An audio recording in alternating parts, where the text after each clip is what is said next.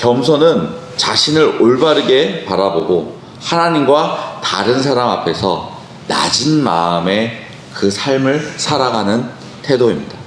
겸손은 단순히 자신을 비하하거나 낮추는 것이 아니라 자신의 위치를 하나님 안에서 정확하게 이해하고 그분의 뜻에 순종하는 것입니다. 겸손을 크게 세 가지 특징으로 나눌 수 있는데, 첫 번째는 겸손은 자기 비움입니다. 예수님처럼 자신의 권리를 주장하지 않고 다른 사람을 위해 자신을 희생하는 것입니다. 예수님은 하나님과 동등하신 분이지만 이를 주장하지 않고 고집하지 않았습니다. 예수님은 가장 낮은 인간으로 오셨습니다. 그리고 마구간에서 태어나셨습니다. 예수님은 창조주로서 모든 것을 소유할 권리가 있었지만 가장 낮은 종으로 오셨다는 것입니다. 자기 비움은 자신을 포기하거나 낮추는 것이 아니라 더 큰 사랑과 섬김을 위해 자신의 권리나 욕심을 내려놓는 것입니다. 자기 비움은 자신의 권리를 주장하는 것이 아니라 다른 사람의 유익을 위해 그것을 기꺼이 포기하는 것입니다. 자기 비움을 위해서는 자신의 욕망과 이기심을 버려야 합니다. 자신의 그 안정과 인정과 통제와 권력을 내려놓고 다른 사람의 필요와 하나님의 뜻에 집중해야 한다는 것입니다. 자기 비움을 위해서는 자기 자신을 내려놓는 순종이 있어야 합니다. 하나님께 나 자신을 온전히 내려놓아야 한다는 것입니다. 하나님의 뜻에 순복하는 자세를 가져야 한다는 것입니다. 두 번째로 겸손은 하나님께 의존하는 것입니다. 하나님의 능력이나 계획을 의지하는 것이 아니라 하나님의 주권과 은혜를 인정해야 합니다. 하나님께 의존하기 위해서는 하나님의 주권을 인정해야 하는 것입니다. 겸손은 하나님의 능하신 손을 믿고 의지하는 것입니다.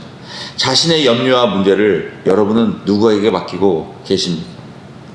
우리는 다 하나님이지 않습니까? 하나님께 맡기고 하나님의 그 돌보심을 신뢰하는 삶이 우리에게 필요한 것입니다. 하나님께 의존하기 위해 자신의 한계를 인정해야 합니다. 자신의 지혜와 능력에 의존하지 않고 하나님을 신뢰하면서 겸손한 마음을 가져야 한다는 것입니다. 자신의 한계를 인정하게 된다면 모든 상황 속에서 하나님의 인도하심을 구하게 될 것입니다. 빌립보서 4장 6절, 아무것도 염려하지 말고 오직 모든 일에 기도와 간구로 너희 구할 것을 하나님께 아뢰라. 겸손한 사람은 자신의 필요와 문제를 기도로 나아갑니다. 겸손한 사람은 기도로 하나님의 도움을 구합니다. 바로 기도로 하나님의 지혜를 구하는 것입니다. 하나님을 의존하게 되면 하나님의 말씀에 순종하게 되고 자신의 생각이나 뜻보다 하나님의 말씀과 명령을 우선시하고 따른다는 것입니다. 하나님을 의존하게 되면 자신의 연약함을 인정하게 되면 바로 자신의 연약함과 불완전함을 인정하게 됨으로써 하나님의 능력을 의지하게 된다는 것입니다. 세 번째로 겸손은 다른 사람을 섬기는 것입니다. 예수님이 하나님의 아들이심에도 불구하고 제자들과 사람들을 섬기는 종의 자세로 오셨습니다. 그분은 제자들의 발을 직접 씻기셨죠. 바로 섬김의 본을 직접 보이신 것입니다.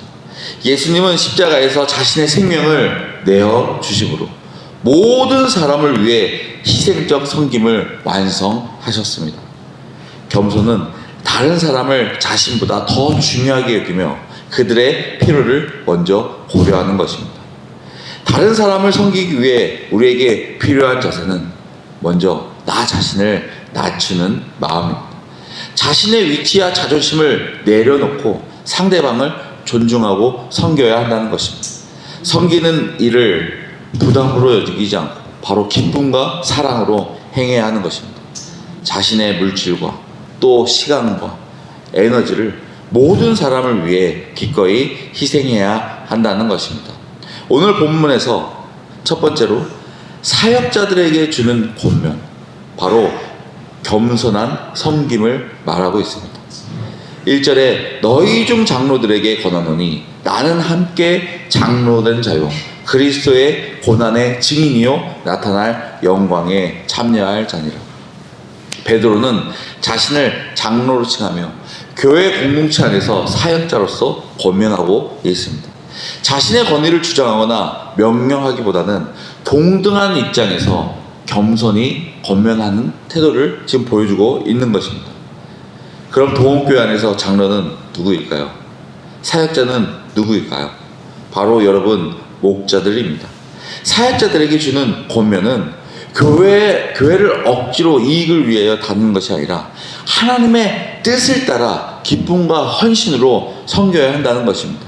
2절에 너희 중에 있는 하나님의 양무리를 치되 억지로 하지 말고 하나님의 뜻을 따라 자원함으로 하며 더러운 이득을 위하여 하지 말고 기꺼이 하며 너희 중에 있는 하나님의 양무리를 치되. 교회의 성도들은 사역자가 소유한 것이 아니라 하나님의 양무리임을 분명히 말하고 있습니다. 그럼 사역자의 역할은 무엇입니까? 하나님께서 맡기신 양들을 돌보고 보호하고 그들을 하나님께로 인도하는 것입니다. 억지로 하지 말고 자원함으로 하며 사역자의 의무감이나 강요에 의해 일하지 말고 바로 자발적인 마음으로 기쁨으로 섬기라는 것입니다. 이는 섬김의 동기가 사랑과 헌신에서 나와야 함을 지금 강조하고 있습니다. 더러운 이익을 위하여 하지 말고 기꺼이 하며 사역자는 물질적 이익이나 명예를 위한 수단이 되어서는 안 됩니다. 그렇다면 우리가 겸손하기 위해 가져야 할 태도는 무엇입니까? 3절에 맡은 자들에게 주장하는 자세를 하지 말고 양무리의 본이 되라고 말씀하고 있습니다. 양무리의 본 무엇일까요? 첫 번째로 지배하려 하지 말아야 합니다. 맡겨진 자들에게 주장하는 자세를 하지 말고 사역자는 권력을 남용하거나 성도들을 지배하려 해서는 안 된다는 것입니다. 교회의 사역자는 성도들에게 권위자가 아닌 섬기는 자의 존재에 있다는 것입니다. 두 번째로 양떼의 본이 되어야 합니다. 양무리의 본이 되라. 말과 명령으로만 지도하는 것이 아니라 삶의 모범을 통해서 성도들에게 본이 되라는 것입니다. 겸손과 사랑으로 섬기는 태도는 성도들에게 영향을 미치기 때문입니다. 세 번째, 영광의 면류관을 써야 합니다. 4절에 그리하여 목자장이 나타났을 때에 시들지 아니하는 영광의 관을 얻으리라. 사역자는 궁극적으로 목자장이신 예수 그리스도 앞에서 보상을 받게 됩니다. 이 보상은 세상적인 명예나 재물이 아닌 시들지 않는 면류관의 영광의 면류관인 것입니다. 이는 사역자들이 현재의 고난이나 희생에 불구하고 소망을 가지고 섬겨야 할 바로 우리의 이유인 것이죠. 그리고 우리의 목자장은 바로 예수 그리스도이시라는 것입니다. 예수 그리스도가 나아가신 길, 우리가 나아가야 하는 것입니다. 두 번째, 젊은 자들에게 주는 권면입니다. 젊은 자들에게 겸손과 순종을 말하고 있습니다. 젊은이들은 사역자들에게 순종하며 배우는 겸손한 태도를 가지라고 지금 권면하고 있습니다. 5절에 젊은 자들아 이와 같이 장로들에게 순종하고. 젊은 자들에게는 겸손한 마음으로 사역자들에게 순종할 것을 지금 권하고 있습니다.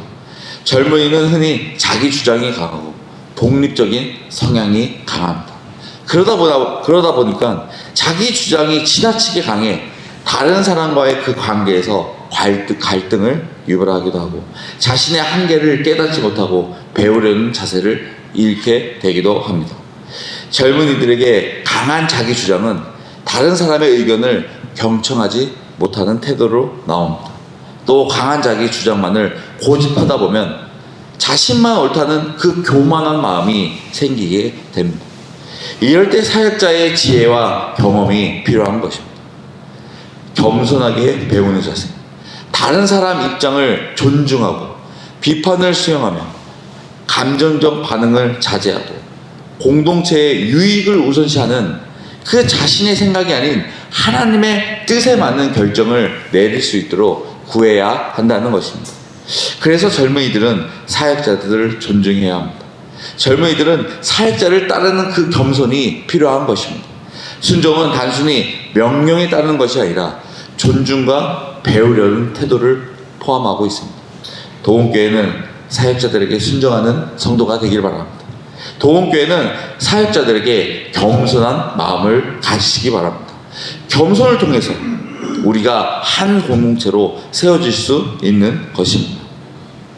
세 번째로, 모든 성도들에게 주는 것면, 겸손한 관계와 하나님의 은혜에서 나타납니다. 5절에 다 서로 겸손으로 허리를 동이라. 하나님은 교만한 자를 대적하시되 겸손한 자들에게는 은혜를 주시느니라. 겸손으로 허리를 동이라는 표현은 겸손을 마치 옷처럼 입으라는 의미입니다. 성도가 서로를 대할 때 겸손한 태도를 항상 유지하라는 것입니다. 이는 예수님께서 제자들의 발을 씻기신 그 사건을 떠오르게 합니다. 그리스도께서 하신 것처럼 서로를 섬기는 자세로 살아가라는 것입니다. 교만한 자는 하나님께 대적을 받지만 겸손한 사람은 하나님의 은총과 축복을 받습니다. 교만이란 무엇입니까? 자신을 높이고 다른 사람을 무시하며 하나님을 의지하지 않는 것을 말합니다. 그렇다면 겸손은 무엇입니까? 자신을 낮추고 하나님과 사람을 섬기며 하나님의 은혜를 구하는 자입니다. 여러분은 겸손하십니까? 아니면 교만하십니까? 여러분은 자신을 낮추며 살고 계십니까? 아니면 자신을 높이며 살고 있습니까? 여러분은 하나님의 은혜 가운데 살고 계십니까? 아니면 하나님을 의지하지 않고 나 자신을 위해 살아가고 있습니까? 교회 안에서 사역자와 성도 간에 서로 존중과 협력하시기 바랍니다. 공동체 안에서 서로를 섬기고 존중하며 자신의 권리나 주장을 내세우는 것이 아니라 상대방을 배려하시기 바랍니다. 하나님 안에서 겸손히 자신을 낮추고 하나님의 뜻과 말씀에 순종하며 은혜를 구하시기 바랍니다. 6절에 그러므로 하나님의 능하신 손 아래에서 겸손하라. 때가 되면 너희를 높이시리라. 하나님의 능하신 손 아래 겸손하라. 우리는 하나님의 전능하신가 주권적인 통치 아래서 겸손해야 합니다. 구약에서 이 표현은 하나님의 구원과 보호 또 징계와 심판에 관련되어 있습니다. 하나님의 손은 우리를 보호하고 징계하며 결국 그의 계획을 성취하는 손이라는 것입니다. 여기서 하나님의 손 아래 겸손하라는 것은 하나님의 주권에 온전히 순복하며 자신을 낮추라는 것입니다. 삶에서 어려움과 고난이 있을 때 하나님의 주권과 섭리를 인정하고 그분의 뜻에 순종하라는 것입니다. 때가 되면 높이시리라. 하나님의 때가 될 때 그 성취의 약속을 우리에게 말씀하고 있습니다. 하나님의 때, 인간이 정하는 그 시간이 아니라 하나님의 그 모든 계획이 이루어진 그때에 하나님께서 성취하신다는 것입니다. 그리고 그때에 우리를 높인다고 말씀하고 있습니다. 7절에 너희 염려를 다 주께 맡기라. 이는 그가 너희를 돌보심이라. 모든 염려를 맡기라. 크고 작은 모든 문제를 하나님께 맡기시기 바랍니다. 특정 문제나 상황에만 의존하는 것이 아니라 모든 영역을 하나님께 의지하시기 바랍니다. 이는 우리의 마음을 짓누르는 모든 근심, 걱정, 두려움을 하나님께 내려놓으라는 것입니다. 주께 맡기라. 맡기라는 그 원어에 던지다, 내려놓다라는 의미를 가지고 있습니다. 이는 모든 염려를 끌어안지 말고 하나님께 완전히 넘겨드리라는 것입니다. 던지라는 것입니다. 내려놓으라는 것입니다. 우리가 염려를 하나님께 맡길 때 그 문제의 책임과 해결을 하나님께서 주관하시게 된다는 것입니다.